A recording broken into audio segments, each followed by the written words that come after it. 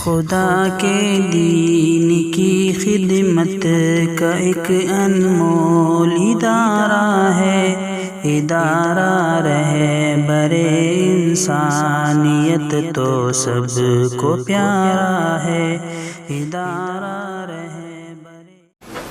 الحمدللہ وکفی سلام علی عبادی الذین اصطفیٰ۔ اما بعد، پوری دنیا میں تقریباً دنیا کے ایک بڑے حصے میں لاک ڈاؤن ہے اور سب لوگ ایک طرح سے قید خانے میں بند ہیں۔ بظاہر یہ لگ رہا ہے کہ مشکل حالات ہیں، مگر مجھے لگتا ہے کہ ایک بہت بڑا موقع اللہ تعالیٰ نے سنہرا موقع دیا ہے کہ ہم جو ہے موقع سے فائدہ اٹھائیں۔ اس وقت جو آفات اور مصیبت کی شکل میں یہ بلا اور یہ بیماری ہمارے اوپر آئی ہے، ہم میں سے ہر ایک یہ سمجھ رہا ہے، ایمان والوں کو تو ہر ایک کے دل میں یہ بات ہو رہی ہے کہ کچھ نہ کچھ گناہوں کی ہماری سزا ہے جو ہمیں مل رہی ہے، تو یہ اللہ کی ناراضگی کی وجہ سے عتاب آ رہا ہے، ایسا لگ رہا ہے۔ تو اللہ کی ناراضگی کی وجہ سے عتاب آ رہا ہے تو پھر اس کا واحد طریقہ ہے کہ ہم اللہ کو منا لیں، اللہ کو راضی کر لیں۔ اور اللہ کو راضی کرنے کے لیے ہمیں ظاہر ہے کہ یہ سنہرا موقع ملا ہے، خوب فرصت کے دن ہے، چاروں طرف سے ہمیں کاٹ دیا گیا ہے اور ہم صرف اللہ کو راضی کرنے کا موقع ہے۔ ہمارے پاس یہ ایک سوئی ہے،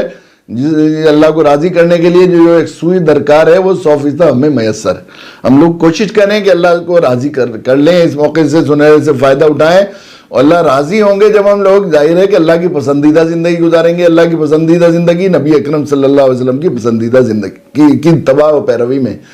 اللہ کی نبی صلی اللہ علیہ وسلم کی پیروی اور آپ کے مزاج نبوت کو سمجھنے والا اور ذوق سنت کو سمجھنے والا یہ بات خوب بھلی طرح جانتا ہے کہ اللہ کے نبی کی اتباع و پیروی کا اس وقت تک محال ہے جب تک کہ نماز اس کی آنکھوں کی ٹھنڈک نہ بن جائے۔ آپ کی زندگی میں سب سے زیادہ جس چیز سے جو ہے وہ انسیت اور محبت پائی جاتی تھی وہ نماز سے پائی جاتی تھی۔ نماز آنکھوں کی ٹھنڈک بن جائے،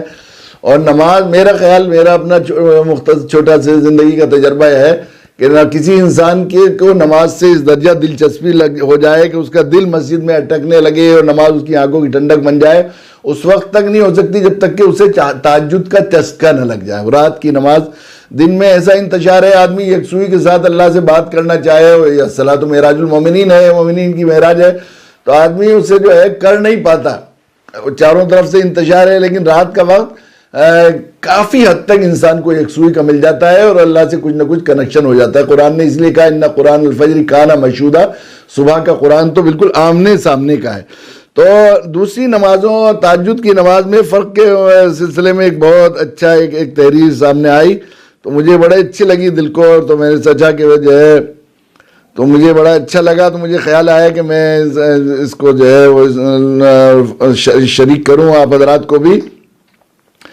فرض نماز اور تہجد کی نماز میں خاص فرق ہے کہ فرض نماز کی ندا بندے کی آواز میں آتی ہے، حی علی الصلاۃ حی علی الفلاح کی، اور رات کے آخر پہر کی نماز تہجد کی نماز بندوں کی رب کی جانب سے آتی ہے۔ فرض نماز کی ندا ہر کوئی سنتا ہے، حی علی الصلاۃ الفلاح، اور تہجد کی نماز کی ندا بعض لوگ ہی محسوس کرتے ہیں۔ فرض نماز کی ندا حی علی الصلاۃ حی علی الفلاح، آؤ نماز کی طرف آؤ کامیابی کی طرف آتی ہے، اور تہجد کی نماز کی ندا حل من سائل فاعطیہ کہ کوئی ہے مانگنے والا جس کو میں عطا کروں۔ فرض نماز مسلمانوں کی اکثریت ادا کرتی ہے، جبکہ تہجد کی نماز وہی لوگ ادا کرتے ہیں جن کو اللہ نے چن لیا اور منتخب کر لیا۔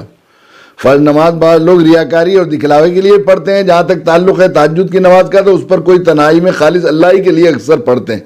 فرض نماز کی ادائیگی کے دوران دنیاوی مشاغل اور شیطانی وسوسے آتے رہتے ہیں، جبکہ تہجد کی نماز تو دنیا سے یکسوئی اور آخرت کے بنانے کا نام ہے۔ بہت سی مرتبہ فرض نماز اس لیے ادا کرتے ہیں تاکہ مسجد میں کسی سے ملاقات ہو جائے، اس سے چند باتیں ہو جائیں، جبکہ تہجد کی نماز اس لیے ادا کرتے ہیں تاکہ اللہ سے بات چیت کے تعلق بنا لیا جائے اور اس سے باتیں کی جائے، اپنی تکالیف اور سوالات کو اس کے سامنے رکھا جائے۔ فرض نماز کی دعا بعد مرتبہ ہی قبول ہوتی ہے، جبکہ تہجد کی نماز کا تو اللہ تعالیٰ نے اپنے بندوں سے قبولیت کا وعدہ فرمایا۔ آخر تہجد کی توفیق اسی کو ہوتی ہے جس کے لیے اللہ نے اس سے بات چیت کر کے انس پیدا کرنے، اس کی تکلیفوں اور شکایتوں کو سننے کا ارادہ کیا، اس لیے کہ وہ اللہ کی سب سے قریبی بندوں میں سے ہیں۔ لہذا قابل مبارکباد ہیں وہ لوگ جن کو اللہ رب العزت کی جانب سے اس کے سامنے بیٹھنے، ان کی باتیں سنانے، ان کے مناجات کرنے کی لذت حاصل ہو اور ان کو دعوت نامہ ملا ہے۔ جب آپ اندھیرے میں اللہ رب العزت کے سامنے بیٹھیں تو بچوں کی عادت اپنائیے۔ یہ وقت ہے جب بچوں کی عادت، جب بچہ کوئی چیز مانگتا ہے اسے نہیں دی جاتی ہے تو رونے لگتا ہے، جب رونے لگتا ہے تو اس کو ملتی ہے، اور یہ بات ہے بھی کہ جو لوگ تہجد کے عادی ہوتے ہیں جو ہے 90% بلکہ 95% ایسا ہوتا ہے. بہت کم لوگ ایسے سنے ہوں گے کہ جنہیں تہجد کی توفیق ہوئی ہو اور اللہ کے سامنے مناجات کا انہیں مزہ حاصل نہ ہوا ہو, انہیں اللہ کے سامنے رونے کا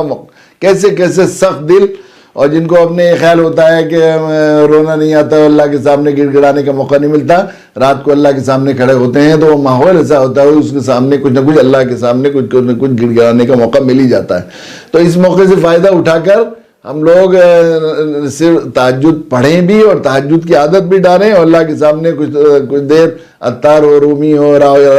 رازی ہو, غزالی ہو, کچھ ہاتھ نہیں آتا بھی آئے سحر گائی, تو آئے سحر گائی کا مزہ بھی حاصل کریں, اس لیے کہ یہ یکسوئی کے موقع اللہ کو منانے کے ہیں اور اللہ کو راضی کرنے کے ہیں, اور راضی کرنے کا وقت تہجد کا وقت خاص طور پر ہے. اللہ ہمیں توفیق دے کہ ہم جو ہے اس سنہرے موقع سے فائدہ اٹھائیں. ادارہ رہبر انسانیت تو سب کو پیارا